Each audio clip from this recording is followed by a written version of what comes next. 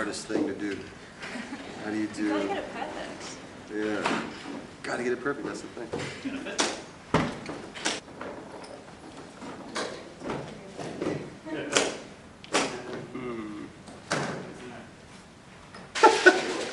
beautiful. Try this one. Yeah. Total masterpiece. There we go. It's not bad. I can't do bodies though, so I just stick figure different. That was good though. Manatragar?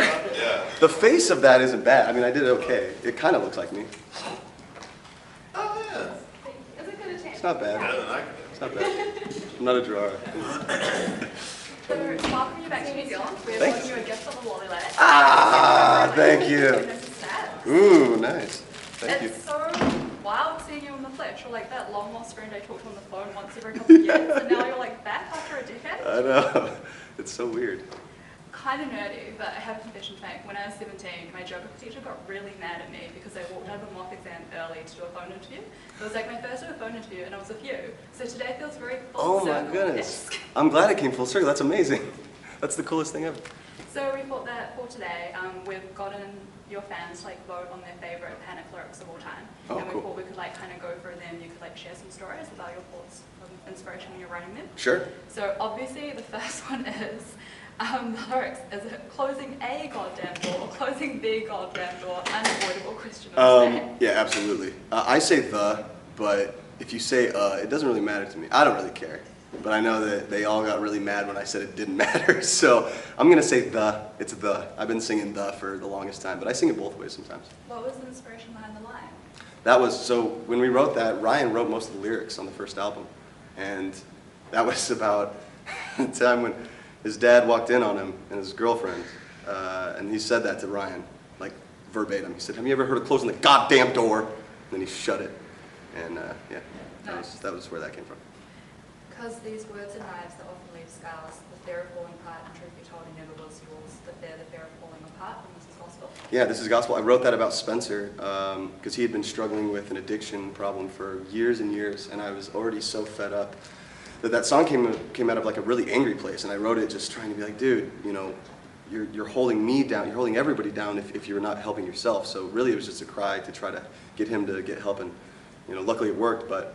Yeah, it was a daunting time, and that lyric is just, you know, the words you say obviously cut to me, cut into my heart, and it hurts me so bad, but I'm never going to stop wanting to help you. So, you know, if you truly love me, let me do what I need to do. Let me go and do this thing, and we'll try to help out. It's quite a comforting mantra. Yeah. In a way, Yeah. There's never air to breathe, there's never in-betweens, these nightmares always hang on past the dream from impossible yet. Yeah, that's a summation of exactly how I felt. I mean, I've had those years, and it felt like for a lot of people, especially 2016, was kind of an impossible year. Felt defeated a lot of times, and ultimately with fuckbag Trump, whatever his the idiot in office. I think it's nice to acknowledge that, because then you can move forward. You know, if you say, this maybe wasn't our best, we'll try again next year. We'll try again and again. And usually I just enjoy ending albums in that kind of sullen, somber tone, a little sadder.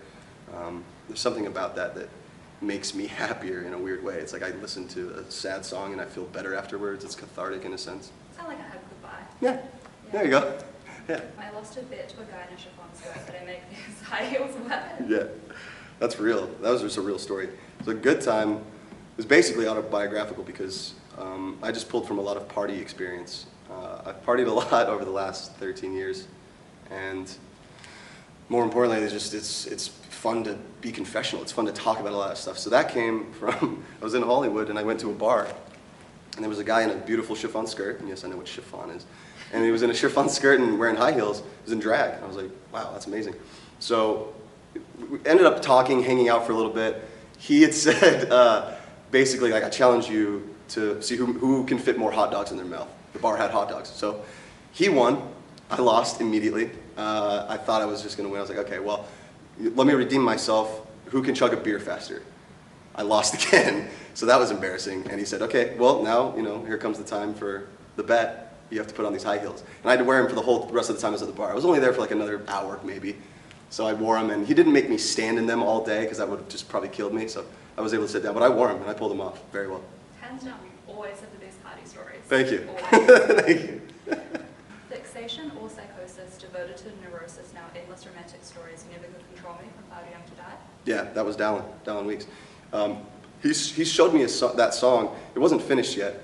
It kind of sounded like, well, just the production wasn't right. And the arrangement was a little off, so I asked him, I was like, can I take this song and basically rebuild it and do a kind of different version with it? He said, yeah. So that's what I did. I took his song and kind of reworked it and made it a little more 80s synth with what I was going for. And yeah, I was glad that he let me do that to his song. A lot of people won't let you do that to their songs. Yeah, I guess it's like their children, so it's Yeah. hard to Yeah. let go. Totally. I know the world's a broken bone, but melt your headaches full at home. Yeah, that was Ryan and John. That was a Ryan lyric. That was, I mean, that song, like, we all knew we wanted to do a tribute song and make it more about fans, but it was more just about love and trying to tie all that in together.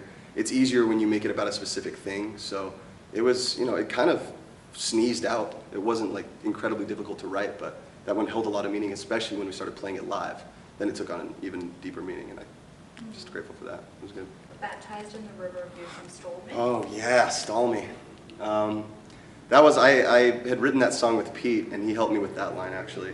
Baptized in the River of You. I mean, I just felt surrendered. I felt arrested in love at that point. You know, Sarah and I had just gotten together. We were only dating like a short amount of time, and yeah, I wanted that feeling, like I'm drowning in your love, but I'm so enamored with everything that's happening. So it's nice to throw in a description like that. How does the heart love if no one has noticed its presence, and where does it go from nearly witches?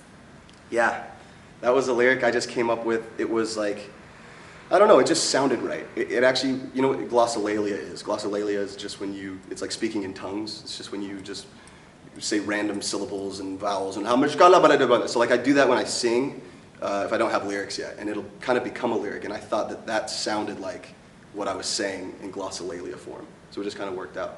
That's so interesting. Yeah. Don't you know that those watermelon smiles just can't ripen underwater? Yeah, we were doing a lot of drugs. I think we were on mushrooms when we wrote that. That was absolutely a mushroom lyric. Yeah.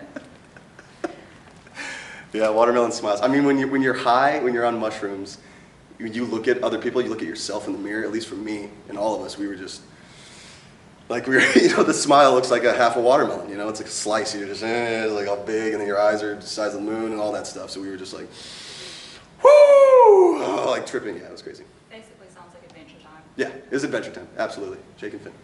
No one wants you when you have no heart, and I'm sitting pretty in my brand new scars. Yeah. I think you gotta build character. I think scars build character. I think you have to be run down and beaten down to really find out who you are, and I like that. I kind of like that. Looking pretty in brand new scars. I like that stuff.